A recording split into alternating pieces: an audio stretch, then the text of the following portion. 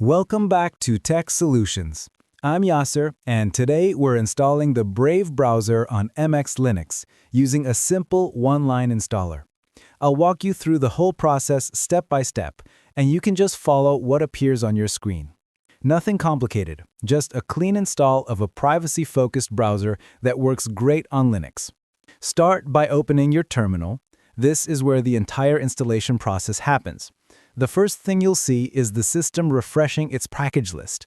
Updating the package index ensures MX Linux knows about the newest software available and prevents any version mismatches during installation. Once that finishes, you'll see curl being installed.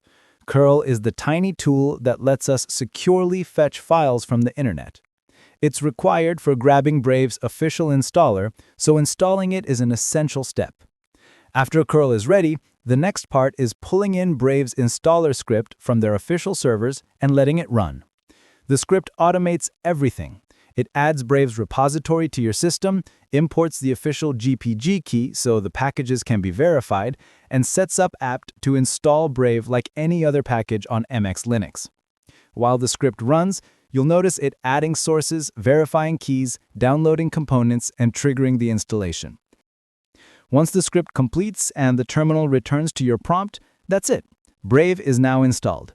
You can close the terminal because the rest happens through the desktop. Open your application menu, search for Brave, and launch it. On first start, Brave will show its welcome screen, where you can choose your privacy settings, sync preferences, and default search. From there, browse around freely. Brave's built-in Shield system blocks ads and trackers right away, making the browser feel faster than most default Linux options. That's the full installation from start to finish. Simple, quick, and clean. If this tutorial helped you, hit like, subscribe, and drop a comment if you want a deeper dive into Brave's privacy settings or performance features.